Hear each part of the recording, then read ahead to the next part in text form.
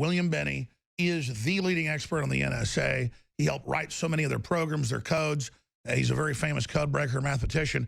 So he's with us till the bottom of the hour in the next 18 minutes or so to break down from the expert's mouth exactly what's going on here. But for me, Mr. Binney, it's just crazy that they would deny what exists, deny they were spying on Trump when they just admitted they were. It seems like they're really having a collapse of confidence right now. They put everything they could into saying none of this happened when we have thousands of headlines where they were bragging they used NSA to illegally spy on Trump and his administration. Yes, well, I think it's, and by the way, it's good to be back with you, Alex.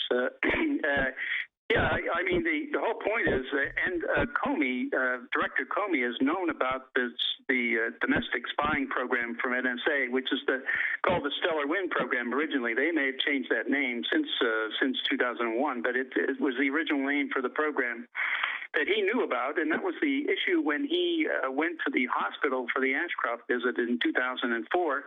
The White House was going to Ashcroft to get him to overrule Comey because Comey had rejected renewing that program at the time, the way it stood, and so they went to the hospital. That Stellar Wind program was what that was all about, and that program is simply the repository of collected data on U.S. citizens inside the NSA storage facility. So in other words, it's like a separate about all U.S. citizens, and it's collected through various and other countries around the world. When they get to data that's the U.S. citizens data is routed through their countries or around the world. Like when they pick it up, they share it with NSA too. So it's all coming centrally into the NSA databases. So everything is there against everybody in the country. It doesn't matter whether you're Elliot Spitzer, a member of the Tea Party, a member of the Occupy group, or any of that. All that data is still there, and of course, President Trump, all the judges on the Supreme Court, all the members of the Joint Chiefs of Staff, all the members of Congress, all of it. It's all there, and it's only now a matter of targeting it. It's going into that database to pull only that data out, which is what I maintain has been going on. They've been targeting President Trump, also candidate Trump, and perhaps even Mr. Trump before that. So I think he's been a target for quite some time. At least that's what appears to me to be the case. Well, since you raised that, we have Larry Klayman coming up a little bit later who has a CIA whistleblower. I've checked the phone numbers. It's my old phone numbers. It's where I lived. It's where I had an office. It is Donald Trump's private phone numbers. I've checked other people in the database. We have part of the database. We obviously haven't published it for people's privacy. But we got this a few weeks ago. We showed it to the White House. They said, yeah, that's our numbers. But this is a big deal under this program, Dragnet, and also Sidewinder. I know they have sub-programs where the DEA and other law enforcement are given limited access. But do you have any information on the program I just mentioned that I'm personally listed in, and I checked with a bunch of other people, spot checked? This is an accurate database. So this is some type of grid, supposedly, of who's being targeted, so you know who's targeted to then go request into the program on who you want to pull data on. Yes, and I think these are CIA programs. CIA and FBI have direct access into the NSA databases. So, and there's no oversight of that at all that I can see. That is never any indication. The only oversight that's done and talked about are oversight of NSA analysts. Well, I mean, it gets back to the minimizing issue. In the NSA databases, nothing is minimized. So when you go in there without and don't have programs that minimize, see, and NSA, when they pull data out for the analysts, they minimize it, so they hide the identity.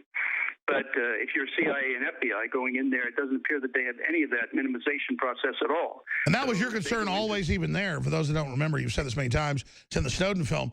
There's no monitoring of who goes into the system unless you're there in the system. Yeah.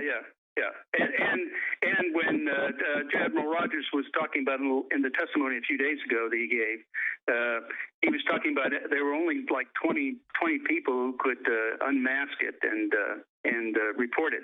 That's those who are authorized. That doesn't say how many have access to the raw data or the database of NSA that can look at the unminimized data and see who it is anyway. That's right, and it doesn't say who they've got. Yeah, I'm sorry to interrupt you. Go ahead and say that again. I was saying that's on the order of a couple thousand. I mean, all the system administrators in the system can do that. All the programmers who are involved in it, all the contractors managing that data can look at it. I mean, the contractors I had even knew that when they were working there, they knew it that stuff was there. So I've talked to telecom contractors that say they can go right into the database too. They say the thing's a sieve. That's why I say it's on the order of a couple thousand, I would think. Expanding on that, then, what was it like for you to watch the Senate hearings to see the FBI director and everybody deny that the president-elect was being surveilled when just months before they were bragging they were surveilling him? It's just, it's amazing. Yeah, well, if you listen to what Comey was saying specifically, he was saying there was no directed wiretap. In other words, there was this general wiretap. We sucked him up, but we didn't direct a wiretap to tap him. That's what he was saying. And I just thought it was a joke. They're playing word games with us. That's all. Yeah, they're like, we're surveilling everybody, but we weren't targeting Trump. We were just listening to him, giving it to the Democrats, and they're running, knowing what you know without getting into classified information. When they play these games and they say Obama went around to the British and all the rest of it, knowing what you know from what you've seen, what Nunes is saying, how do you think this was actually directed? My guess was I would guess it came out of the White House staff. Whether or not the president himself was involved, I don't know. But certainly they wanted to know what was going on to help the Democratic Party. Yeah, just like Nixon did. You know, it's the same philosophy. Know your political enemies and what they're up to and what they're thinking and what they're planning. But he had to physically break into psychiatrists' offices and things, and they had to have a name from the IRS people to persecute. I mean, I'm not defending Nixon, but isn't this just exponentially 4 or 5 levels bigger than what Nixon did? Yeah, because they don't have to go anywhere. All that data's stored already. They can go in and get it. And procedurally, I guess just somebody in the president's office says we want it, and suddenly it's in the New York Times, the Washington Post, that Flynn did talk to the Russians. Yeah, I think that that was part of the diversion effort. Okay, so to speak, I would call. But this is the kind of thing that Nixon did, and he had to have people like we talked about. He had to have people physically break in certain cases.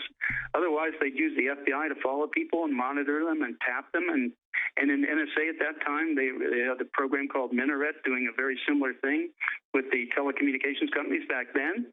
And in FBI, they had the program Chaos, and FBI was COINTELPRO and CIA was Chaos. Those programs are doing basically the same thing they're doing now, and they each have their different names, but they're all basically doing the very similar things, except it's now exponentially larger what they're doing. And before, Nixon could only have them monitor maybe a few thousand people. Now it's 280 to 300 million. And whereas previously I've been critical of Trump only in a few issues, and one of them is being pro-surveillance, because he's thinking, hey, I'm a good guy, it's against ISIS or whatever, or, the Chinese communists. But no, he's now learning it was used against him. He's really upset. I think this is a good, in a way, a good thing that he's getting educated and informed about what's really going on. Yeah, and he also has to know that all this bulk acquisition of data, just buries his analysts and NSA, CIA, and all over. They just can't get through all this data, so they can't really detect things like threats of terrorist attacks until they happen. And then once they happen, they find out who did it, then they have all the data they want. Well, that's an encouraging thing. They say Homeland Security is going into all these federal offices and saying, stop being politically correct, stop ignoring it when somebody's an Islamist and says they want to kill people. Tell us. I mean, the best thing is HUMET, and the best thing is, actually going in, for groups that are known mathematically. That's who you then keep an eye on. You don't just spy on everybody. You don't even spy on them. It's like once people say online, I plan to kill Trump or I plan to blow something up, then you start watching them. You get a warrant because you have due process. I mean, you have the evidence that you have probable cause. Yeah, based on behavior. Yeah, and I call that a professional, focused, disciplined job. Whereas now it's just random scaring. And break this down, because you're credited. You don't like to brag about yourself as one of the biggest guys at NSA ever. The major program to defeat the Soviets, writing the programs, doing it, the targeted algorithms, all of it. And your first, being upset was just complaining in the 2000s that they weren't actually being effective. Then you learned more that other agencies were jacking into what you were doing, keeping you blind to it. Here you are running the NSA. You're being surveilled when you're in it, which you should be. They're not being watched. So I mean, how important that is that's going on. You see, that's one of the main things, one of the main suggestions we made to President Obama back in January of 2014 when he was going to try to change some things in NSA, which he basically didn't. We said, here's some things you have to do, and one of the things is be able to monitor what the entire intelligence community is doing and verify what they're doing. Right now, they had no verification process, and who watches the watchers? Yeah, exactly, and the whole idea was to get professionally, technically competent people who could go into any agency anywhere at any time with all the clearances and everything. They could do that. That's not impossible to do, and have them look and see what programs they have, what databases they have, what's in the databases, and all that, and verify that what they're telling everybody in Congress is really true. Right now, I mean, they lie all the time. Please continue, because I've been asking a lot of points here, Mr. Binney. What are other key points folks should know? Well, you see, the problem I've always had is once you accumulate this data, you know, people are people, okay? You can't really change the nature of humanity. I mean, if you give them power over other people, eventually they use it. And that's what's been going on here. They've been using it internally in the United States for criminal prosecutions of people, for acquisition of evidence against people to go arrest them. And, you know, of course, it's not, you know, we talked about this before, it's not admissible in a court of law, so they have to do a parallel construction, which means construct data that would verify or validate their probable cause to arrest them in the first place, and substitute that data for the NSA data in a court of law, which is a perjury, you know. And so, you know, it's just destroying the entire fabric of our constitutional republic. And just as you warned Congress 15 years ago, it's being used for political purposes, not even to protect the country. You've been SWAT team. They've gone after Drake. But how sad, it's got to be satisfying, though, now to see everything you privately warned Congress about, not just in the public, but the Senate being spied on by the CIA, the president being spied on, all the illegality coming out, totally vindicating everything you said, but you did it legally, not bashing Snowden. You're a hero. I think Snowden's a hero as well, but I get it. He broke laws to expose greater crimes. So you say, hey, prosecute the big crimes, then go after him. Snowden says he's ready to stand for what he did, but I mean, what is it like to see this now all out in the open? You're totally vindicated. Well, it's a shame that I really feel, I've always felt bad that, you know, the people in Congress, I couldn't get them to do something about it, even though they knew it was wrong. I mean, they all knew it was. That's why they're keeping it all secret. That's why they've tried to keep it secret all along. And so, and no one has really stood up to do anything down there. And I really, that's really kind of depressing to me that our government, who takes oath of office, their oath of office to protect and defend the Constitution, and the president to preserve and protect and defend the Constitution. So, you know, it's just really depressing that we call ourselves a democracy, a democratic republic, or a constitutional republic. But, you know, when it comes down to it, we're not really following the founding principles of our nation. And basically, when people are doing what they're doing with these things, I fundamentally look at that as treason against the founding principles of this country. Absolutely. And now we have a spy race by corporations and governments and you know, quantum computing and all this craziness they're coming out with. We've opened Pandora's box, and it's biting the politicians in the butt, and the corporate leaders even worse than the general public. And they're the ones that thought they knew better than the founding fathers that founded the country. There's real arrogance here, and that's what concerns me. Yeah, that's right. The elitists are in charge, and they're not. They think they know better when, in fact, the fundamental principles of human rights and have been embodied in our Constitution from the very beginning. They're so fundamental that you know, and there's a way to change them. If you want to change them, put an amendment in, take it through the process. But they really are universal. I mean, how do you assault universal truth and then expect to not have hell? Right, but again, that's the elitist view. Once you get to that point, you know better than anything or anybody else. And so, yeah, but you ran the NSA. You developed most of its systems. You got more diligent as it went. Not on a power trip, you could spy on anybody you wanted. But we've now learned the other agencies, they didn't do the same thing. So is it a cultural thing? Is it a vetting process? I mean, why does it seem we're just degenerating? But to be positive, the truth's starting to come out. So are you an optimist, or where are you right now? William Binney, exposefacts.org. Well, I am actually thinking positively since this is happening to the president. I mean, now it gets a focus on him, so he begins to realize what's been going on. I don't think they've really been telling him the truth anyway. They have never really told either the president or the Congress the real truth anyhow. So, I think positively that this is an opportunity to actually do something and do the right things and get back on board with our constitutional form of government. And I'm still really pretty hopeful that that's the case. I totally agree with you. That's government, though. What do we do about the corporations?